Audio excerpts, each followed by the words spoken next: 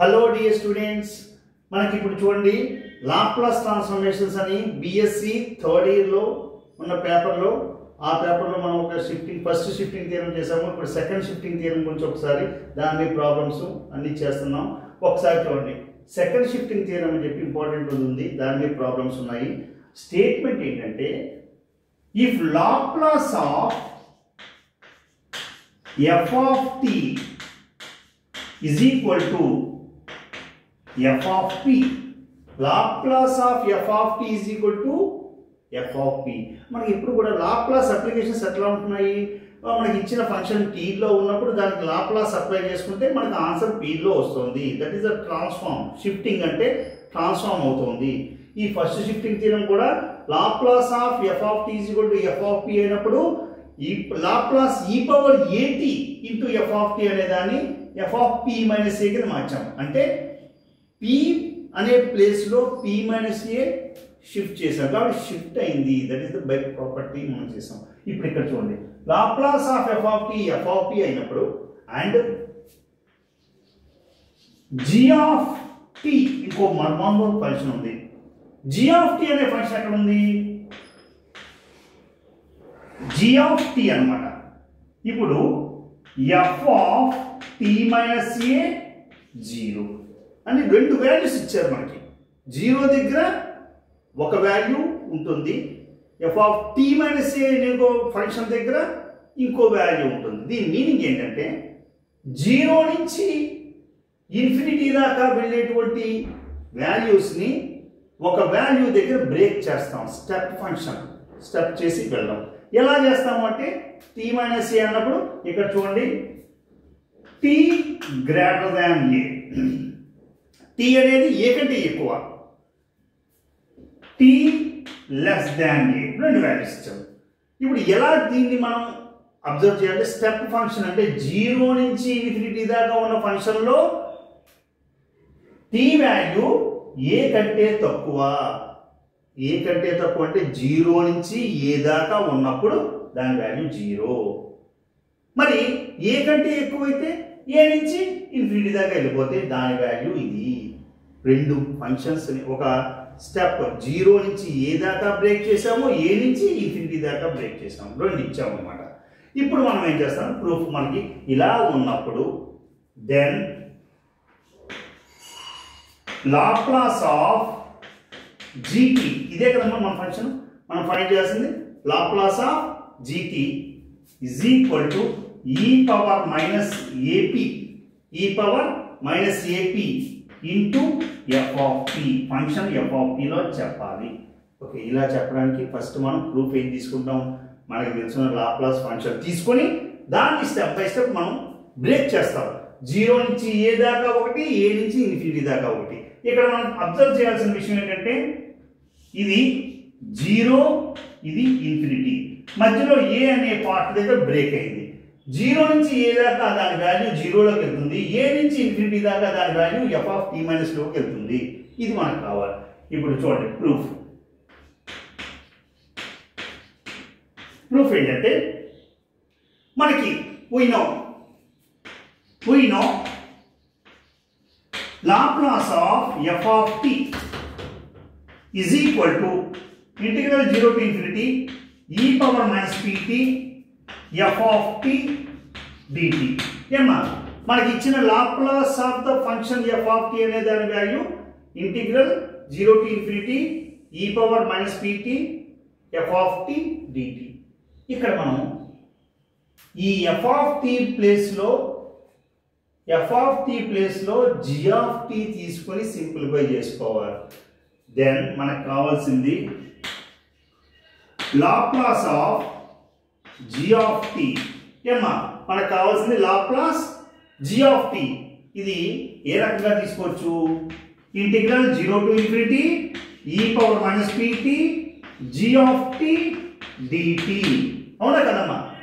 Laplace of the function ఏముంటే ఆ function f of t లో తీసుకుంటాం. ఇక్కడ g of t ఉంది, g of t తీసుకున్నాం. కానీ g of t అనేది ఎక్కడ వ్యాలిడ్ అయింది, ఎక్కడెక్కడ నుంచి మనకి రెండు బ్రేక్ ఫంక్షన్స్ 0 to a దగ్గర ఒకటి, a నుంచి ఇన్ఫినిటీ దగ్గర ఒకటి బ్రేక్ అయింది. కాబట్టి దీన్ని మనం ఏమని రాస్తామంటే integral 0 to a e power minus pt f of t dt plus 0 నుంచి a దాకా బ్రేక్ చేశాను. ఇంటిగ్రల్ a టు ఇన్ఫినిటీ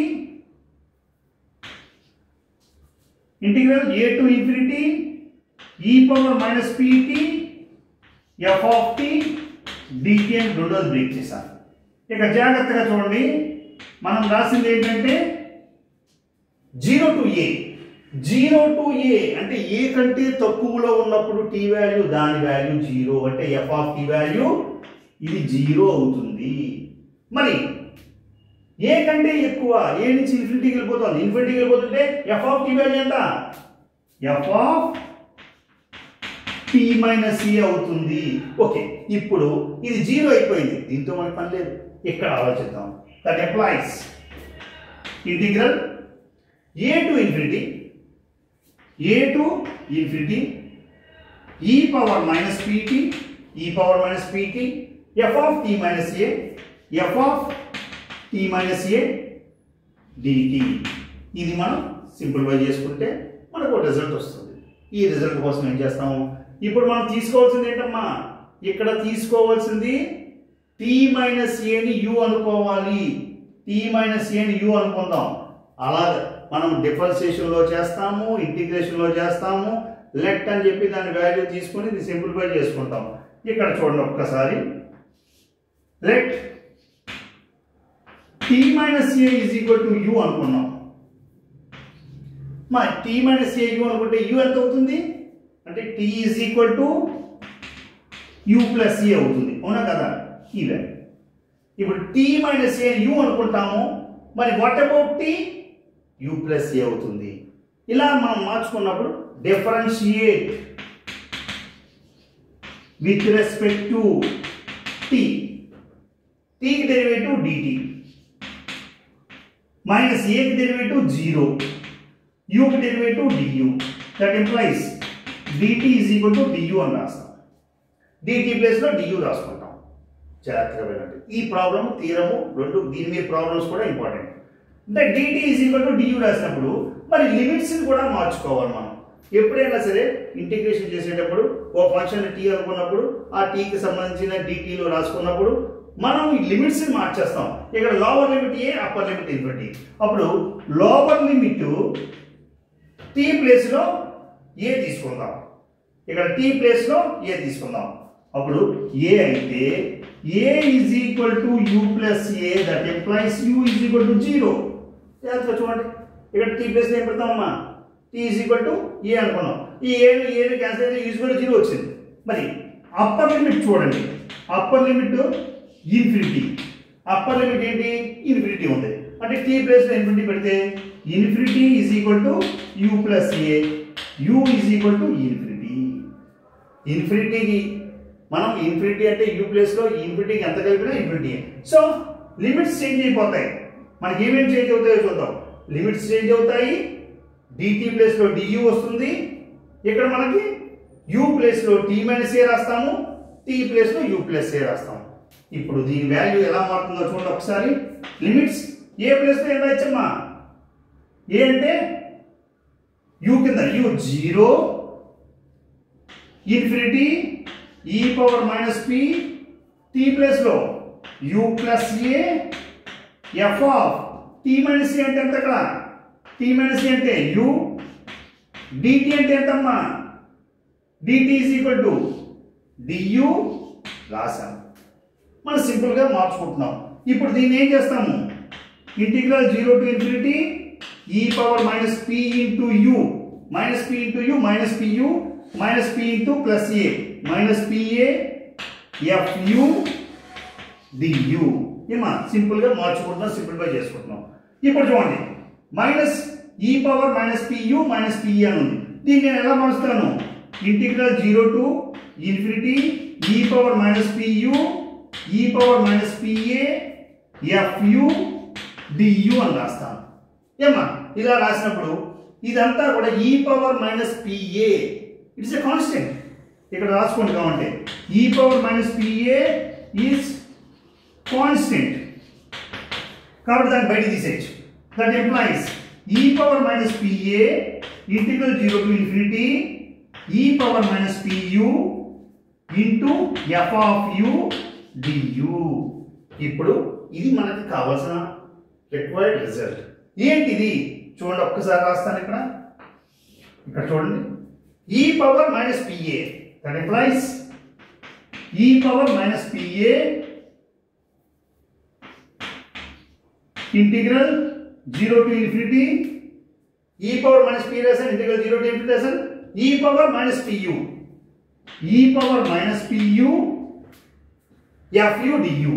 చూడండి f of u du. ఇప్పుడు మనకి ఇదంతా కూడా e power integral 0 to infinity e power minus pu f of u du. దాన్ని మనం ఏమని రాయొచ్చు, f of u అని రాసుకోవచ్చు.